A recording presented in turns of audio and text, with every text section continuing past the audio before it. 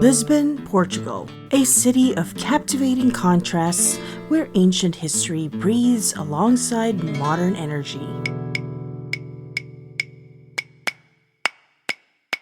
I spent 5 days here and I can't wait to share with you all of the important travel tips that could save you money, food recommendations, and my personal list of things to do.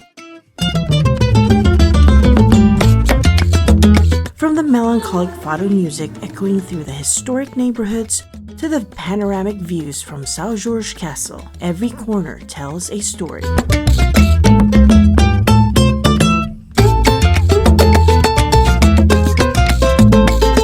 By the way, scan this QR code for our free itinerary to help you plan your trip to Lisbon.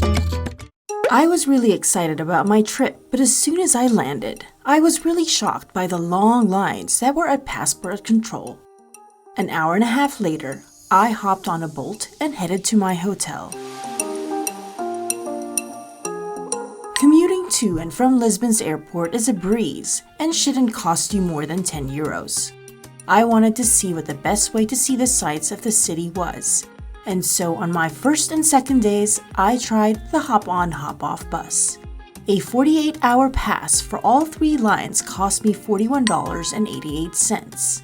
As expected, this tour has its own pros and cons. For me, the main advantage is being able to see many sights within a short amount of time. However, the disadvantages for me are the set hours and having to wait for the bus to turn up at your stop, which is not good if you're pressed for time. Scan this QR code for a link to the tour on our Viator shop, where Adrian and I have curated a list of Lisbon tours and experiences for you. Don't forget to check it out. I will also include a link in the description.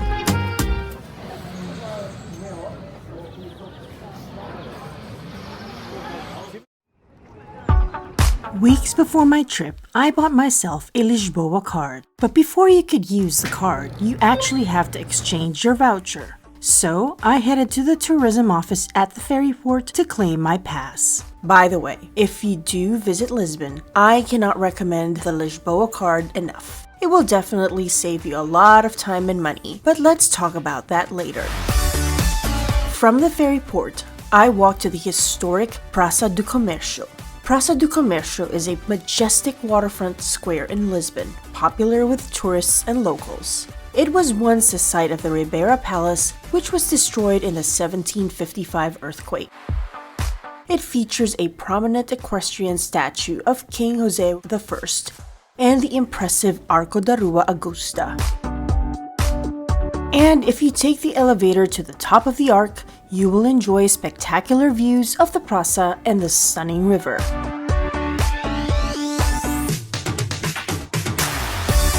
Past the arc is a lively hub of restaurants and shops on Rua Augusta, one of the main thoroughfares in the city, where I enjoyed a delicious, famous Portuguese tart, the pastel de nata. And I can't wait to show you the place where this delicious pastry originated from. And of course, the fascinating story behind it too. Afterwards, I headed to the Doca de Santo Amaro for my sunset cruise down the Tagus River. This is the first thing you must do when in Lisbon. I joined a small group of really friendly people aboard a yacht, where we cruised up and down the river Tagus and snacked on tapas, and we were also served green wine. I've never had green wine before, and it was actually a pleasant surprise. This sunset cruise gave us the best views of the iconic Ponte 25 de Abril, or the Bridge of April 25th. If you think this is a spitting image of San Francisco's Golden Gate Bridge, then yes, you are correct. Both bridges were designed and constructed by the same company. This bridge opened in 1966, nearly 30 years after the Golden Gate Bridge's construction. Both bridges are painted the same color, called International Orange, although the biggest difference between the two is that Lisbon has a railway under the top tier. It was a great way to enjoy some of the memorable sights in the city and the beautiful sunset that concluded our cruise. And just because our cruise finished didn't mean leaving the pier.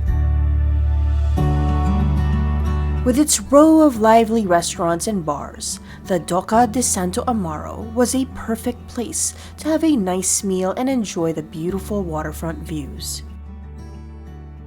We have a quick life update. Adrian and I have finally completed our move from California to the UK. We are so excited about our upcoming trips around Europe, and we can't wait to share with you our new adventures here in the UK too. Subscribe now to stay up to date.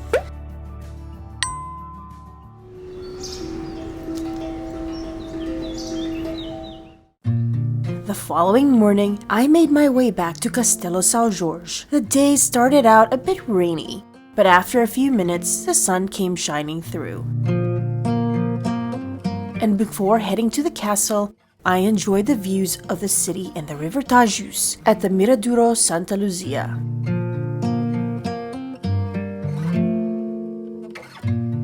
Lisbon is famously known as a city of 7 hills. This refers to the city being built on 7 distinct hills, which are said to offer panoramic views of the city and the Tagus River. And these viewpoints are called Miraduros.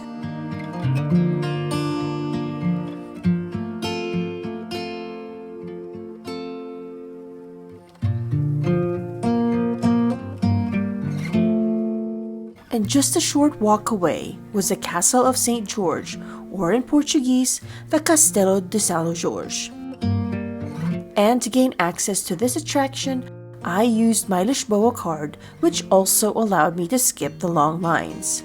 Castelo de Sao Jorge is a historic castle perched atop one of Lisbon's highest hills, offering sweeping views of the city and the Tagus River.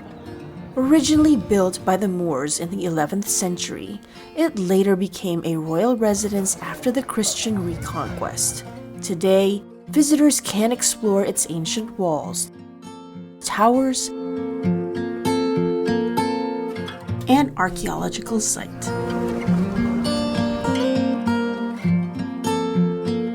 As well as enjoy the peaceful gardens and peacocks that roam the grounds.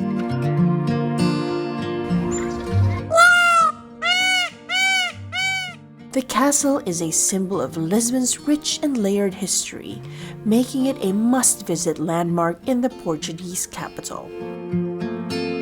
Surrounding the castle are many souvenir shops, boutiques, cafes, and restaurants where I enjoyed a delicious meal of ameijoas, abulhau pat, and a refreshing glass of green wine. And just as I was ready to leave the restaurant, it started raining really hard. Oh well, I just ended up ordering a nice coffee and sat back while I waited for the rain to stop.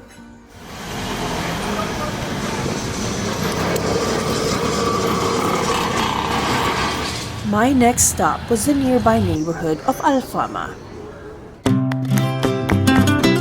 Nestled on a hillside overlooking the Tagus River, Alfama is Lisbon's oldest and most atmospheric district. A labyrinth of narrow, winding streets, steep alleys, and tiny squares. It's a captivating relic of the city's Moorish past. Here, the scent of grilled sardines wafts from traditional tavernas. Alfama is also where you can find many structures adorned with these gorgeous tiles called azulejos. Azulejo refers to the traditional Portuguese and Spanish painted tin-glazed ceramic tiles. They serve both decorative and functional purposes. No trip to Lisbon is complete without experiencing Fado. And Alfama is quite possibly the best place for this. Fado is a deeply evocative and often melancholic music genre that serves as the soul of Portugal. Fado typically expresses saudade, a profound sense of longing, nostalgia, and fate.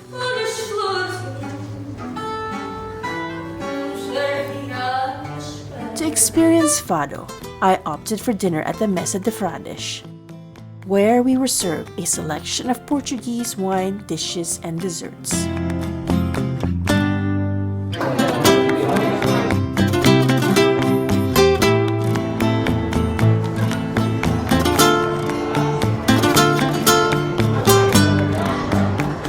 My third day in Lisbon proved to be the most adventurous and interesting of them all. There's my ride. Yep, I went on a sidecar tour. And this is the second thing you must do when in Lisbon. Not only was it fun, my tour guide Sergio was probably the highlight of the tour. He was so knowledgeable and so passionate about Portugal. He shared many stories and useful information about all of the places that we visited.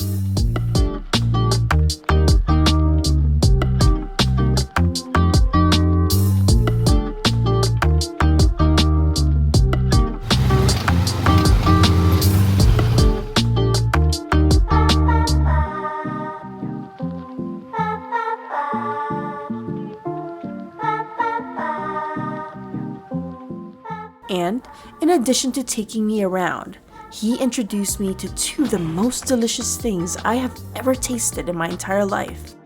First is chininha, or ginja as the locals call it. It's a mouth-watering sweet cherry liqueur served in a cold chocolate cup. It is a quintessential taste of Portugal and a popular local treat. If you do come to Portugal, trust me, you have to try this. One of my favorite stops during our tour was the time we spent at the Time Out Market. The Time Out Market in Lisbon, housed within the historic Mercado da Ribeira, is a vibrant culinary hub that brings together some of the city's finest food and drink experiences under one roof. Curated by the critics of Time Out magazine, it offers a diverse array of stalls from renowned chefs and traditional eateries alike.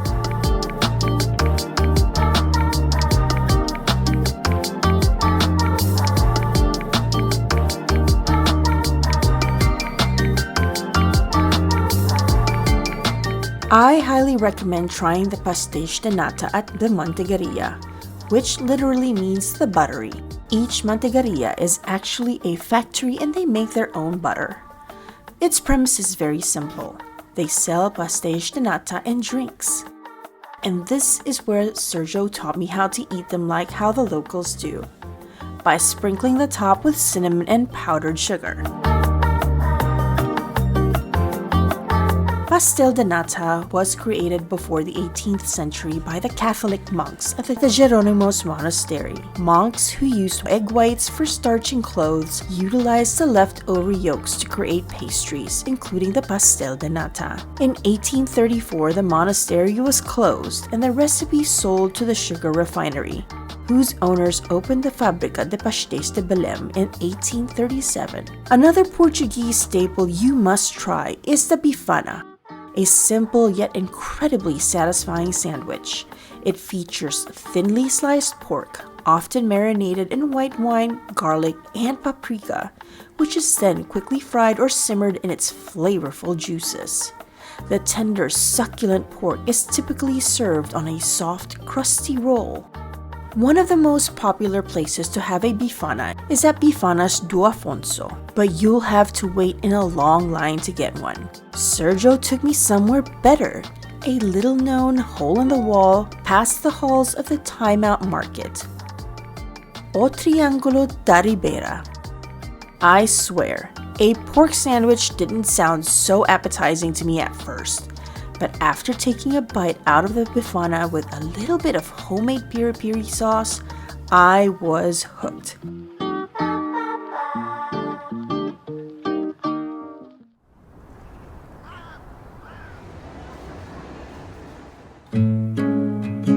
Close to the Time Out Market is the iconic Pink Street, with its canopy of multicolored umbrellas and vibrant restaurants and bars. Remember pastel de nata?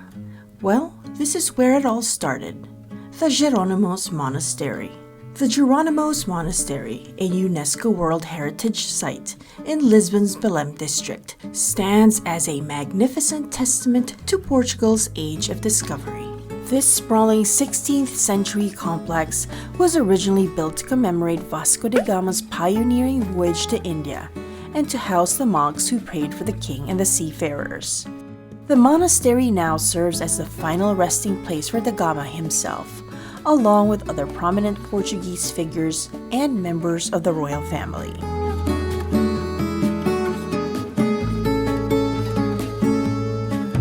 Here's a top tip. The monastery is a very popular tourist attraction, and lines can be very long. To avoid standing in line for ages, join a tour or use your Lisboa card.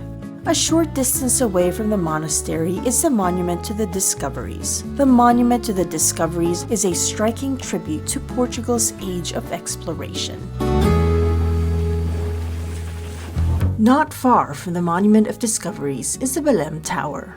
The Belém Tower, also known as the Tower of St. Vincent, was built in the early 16th century during the Age of Discoveries. Unfortunately, it was closed to the public for restoration when I was there. One of my favorite viewpoints in Lisbon is the rooftop at the Museum of Art, Architecture and Technology Gallery. The gallery's undulating white-tiled facade reflects the river's light, while its open roof serves as a public space, offering panoramic views of the Tagus River and Lisbon skyline. Less than 2 miles away is the unique LX Factory, a vibrant and trendy creative hub located in Lisbon's Alcântara neighborhood. It is a former industrial complex dating back to 1846. It was reborn in 2008 as a dynamic space filled with an eclectic mix of independent shops, concept stores, art studios, restaurants, cafes, and bars. The iconic L'Air de Bahar bookstore, often cited as one of the most beautiful ones in the world, is a highlight of my visit here. With its industrial look and metal staircases, the bookstore is a plethora of LP records, CDs, posters, and books from all over the world.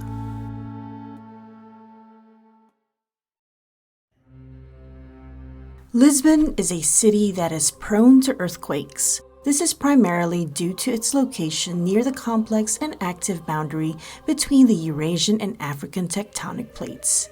And an event that shaped Lisbon's history was the Great Earthquake of 1755, with an estimated magnitude of between 8.5 to 9, which consequently triggered a massive tsunami that destroyed the capital. I ended my day by visiting Quake, an interactive museum where you can learn all about this devastating event. From historical events to experiencing what it felt like to be there during the earthquake through a simulation, it was time well spent for me. Here's a top tip. If you suffer from seizures, avoid this attraction at all costs, as most rooms feature flashing lights.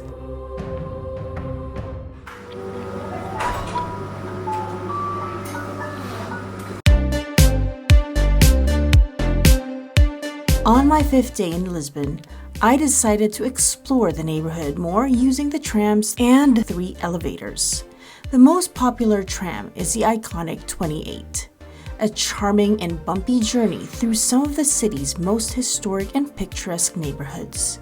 These vintage yellow trams, often dating back to the 1930s, creak and rattle their way through impossibly narrow streets, past ancient buildings and up steep hills that modern vehicles simply cannot navigate. Unfortunately, unless you get up at the crack of dawn and line up for the first journey at 6 a.m., or wait for the last trip at 11 p.m. on weekends and after 12 midnight on weeknights, it is always full and cramped. It is also said that pickpockets thrive on this tram. So, here's what I did instead. Yellow Bus offers a Hills tramcar tour, which is pretty much identical to Tram 28. and takes the exact same route. I bought myself a 24-hour tram car tour for 25 euros, and it also provided me access to the lifts all over the city, including the Santa Justa lift, funiculars, and public trains. It's a little bit pricier, but I thought it was worth it because it was hassle-free and there were no long lines or crowds. Among the neighborhoods I visited was Chiado, an elegant and culturally rich neighborhood with upscale boutiques, traditional shops, and a thriving literary and artistic scene. It is also home to the world's oldest operating bookstore, the Bertrand, which has been selling books since 1732. If you buy a book here, get it stamped for a small fee. Another one not to miss is the Café a Brasileira. With its distinctive Art Nouveau facade, it is a historic Lisbon institution that served as a favored haunt for intellectuals and artists since its opening in 1905. Carmo is a historically significant area in Lisbon, most notably home to the haunting ruins of the Carmo convent. Connecting the elevated Carmo Square to the Lower Baixa district is the iconic Santa Justa lift, an ornate wrought iron elevator tower completed in 1902. It is a popular but often busy attraction for tourists seeking a unique perspective of Lisbon's charming rooftops and the Tagus River. Baixa is Lisbon's elegant downtown district, distinctively characterized by its orderly grid-like street plan. This flat central area stretches from the Tagus River up to Rocio and Praça de Figueira.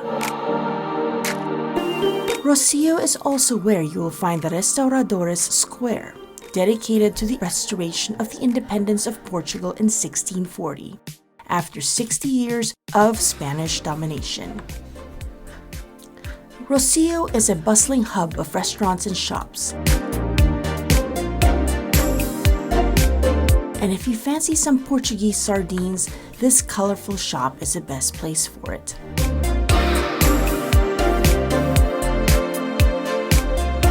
Lisbon is also home to many markets, and one that I enjoyed visiting was the market at Praça de Figueira, which is a short walk from Rocio. It's bustling with artisan shops and food vendors.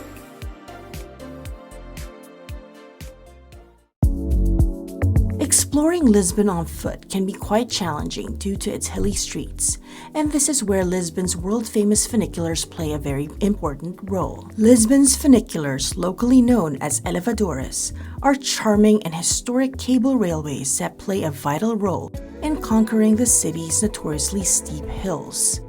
These compact, often vibrantly colored carriages offer a nostalgic journey, sparing pedestrians the arduous climb up some of Lisbon's most challenging inclines. The Elevador da Bica, renowned for its picturesque winding ascent through a narrow street, and the Elevador do Lavra, the oldest of the three, and the most famous one, the Elevador do Gloria, connecting Restauradores Square to the Barrio Alto viewpoint.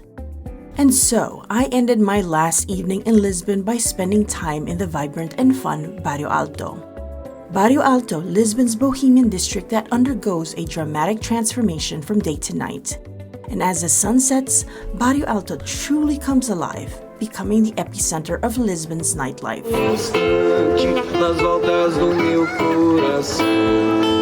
Barrio Alto is also where you will find the picturesque Miraduro de São Pedro de Alcântara. Located at the top of the Elevador da Gloria, this beautiful terraced garden offers one of Lisbon's most iconic panoramic views. Before heading to the airport the following morning, I headed to the Jardim França Borges and enjoyed a coffee and breakfast at the Esplanada Cafe. Right across from the park is Embaixada, a captivating concept store housed within the stunning 19th century neo-Moorish palace, Ribeiro da Cunha, in Lisbon's Príncipe Real neighborhood. All around Lisbon, you will see specialized stores, restaurants, or cafes that bear this sign, Lojas com Historia, or shops with history. These establishments hold a significance and have been around for a number of years. To see a complete list of these establishments, I suggest visiting their website. On my way to the airport, I couldn't help but admire some of the street artwork that adorn the walls of Lisbon. Yes, a lot of them may look like graffiti, but a lot of Lisbon's buildings display admirable works of street art. Speaking of heading to the airport, here's a very important top tip. Commuting between the city center and the airport shouldn't cost you an arm and a leg. I took Bolt for both trips and each way cost me only €7. Don't pay a fixed fee for taxis.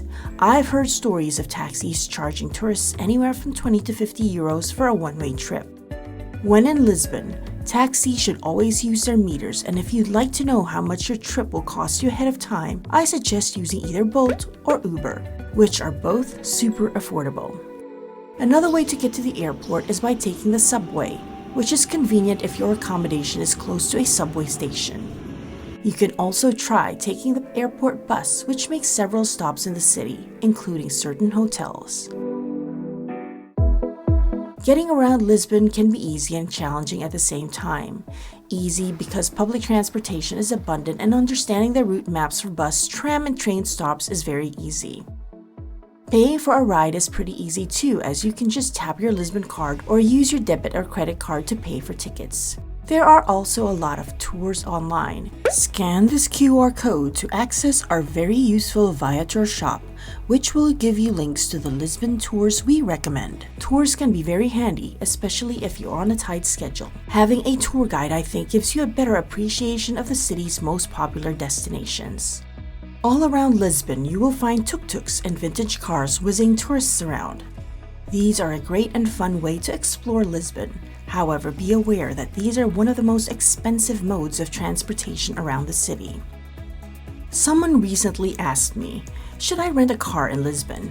My honest answer is no. The streets are narrow and parking can be a challenge. If you plan on visiting many of Lisbon's attractions and using public transportation, then the Lisboa card is for you. You can purchase a Lisboa card in advance, which will give you access to over 50 attractions and access to public transportation such as buses, trams, funiculars, and elevadores, including the Santa Justa lift. However, you must exchange your voucher for an actual card.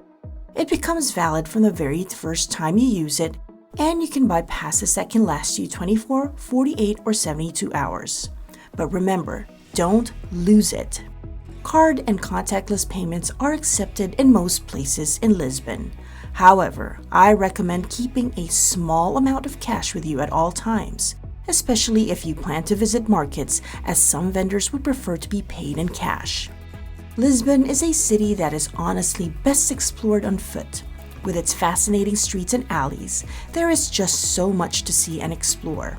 However, it is important to remember that it is a very hilly city and there are plenty of cobbled streets. So, make sure to wear some very comfortable shoes. We hope you found this video to be helpful. If you did, please give us a thumbs up and subscribe now to follow our adventures. Thanks again for watching, and we look forward to seeing you soon. Stay curious and keep exploring.